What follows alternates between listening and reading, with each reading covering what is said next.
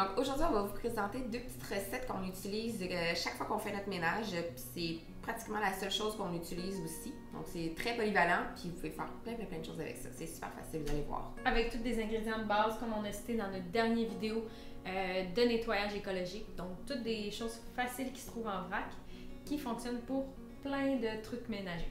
Qui ne sont pas nocifs ni pour la santé, ni pour celle de la planète. Surtout que là, ben, comme vous le savez, on est enceintes toutes les deux, fait qu'on essaie de se tenir le plus loin possible des produits chimiques, comme on l'a un peu toujours fait finalement. Ouais.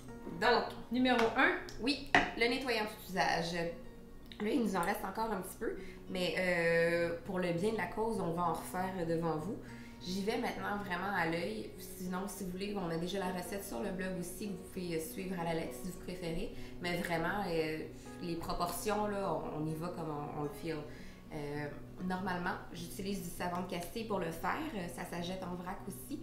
C'est un nettoyant qui est tout usage de savon de Castille. Vous pouvez vous brosser les dents avec ça, nettoyer votre lessive, vous nettoyer le corps, nettoyer votre chien. Fait que c'est quand même économique d'acheter le litre comme ça, oui. Finalement, même si c'est pas toutes les épiceries qui l'ont en vrac.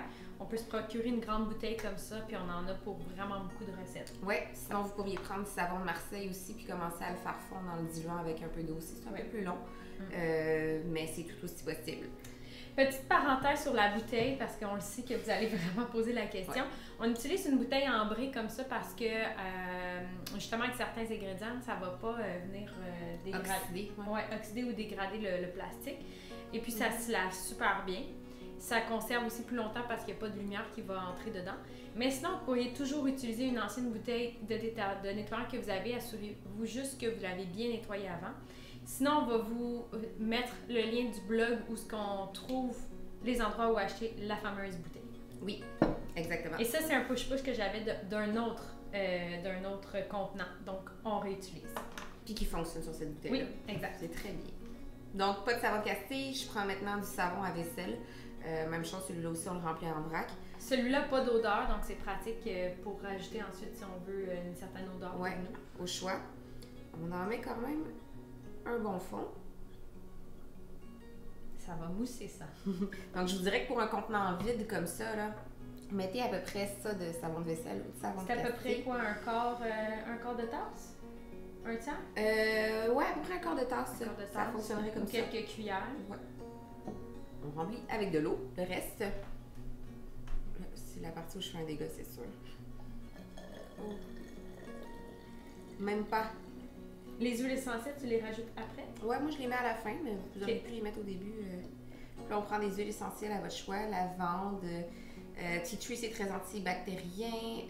Sinon, présentement, j'utilise orange parce que j'aime ça quand ça sent les agrumes. Puis c'est souvent l'odeur qui est associée au propre, puis tous les produits ménagers qu'on utilise. Orange ou citron? Orange, citron, pamplemousse. Puis j'achète aussi le format économique. Dans le fond, vous n'avez pas besoin de prendre vos huiles essentielles de grande qualité pour faire des produits ménagers parce que ça peut vous coûter beaucoup plus cher, alors que le but, justement, c'est que ce soit économique. Donc, celui-là, on l'a pris chez Anzaroma, qui est une boutique à Longueuil, mais qui ont aussi un site web qu'on peut commander. Je ne sais pas si c'est tous les endroits de l'essentiel qui ont le format économique, mais eux, ils viennent de sortir une gamme justement économique pour les produits ménagers, ce qui est super pratique. Oui, ou les gens l'utilisent pour faire des savons aussi. Oui, les savons. C'est ça, c'est que ça coûte beaucoup moins cher puis que la qualité est juste un petit peu moins belle en fait que celle qu'on va utiliser pour les produits cosmétiques pour tirer tous les avantages des huiles essentielles. Ou en diffusion. Oui, exactement. Puis là, on en met pour que ça sente, là. Et il est pas peur. Laurie, elle aime vraiment ça que ça sent fort. Et que ça mousse. Ben, ça commence à sentir pas mal. Puis je pense que là, j'ai mis à peu près 25 gouttes. Parce que ça coule assez rapidement. Ouais. Puis là, on fait juste... Sinon, si vous voulez vraiment la vraie recette, c'est dans le blog. Moins improvisé, là. Ouais. On brasse très doucement. Ah ouais, moi j'aurais fait genre ça fait de la belle mousse. Puis après ça, ben, ce nettoyant-là, vous pouvez l'utiliser pour nettoyer vos comptoirs, nettoyer la toilette. Il est vraiment tout usage en fait. Dès que j'ai un petit dégât par terre, c'est avec ça que je nettoie.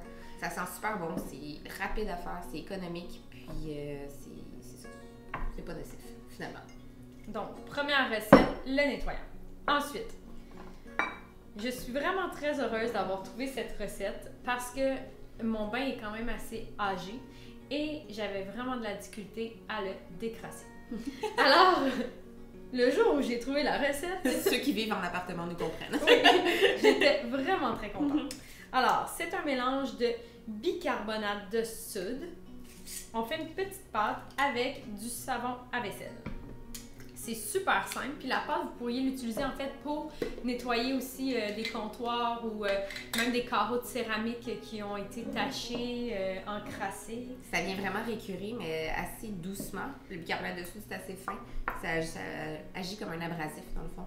Donc encore là, à l'œil, selon ce que vous avez besoin comme pâte. Donc là, je vais y aller, je vais juste faire une petite recette. Donc j'ai juste mis une cuillère de bicarbonate. Je vais mettre un petit peu de savon de vaisselle.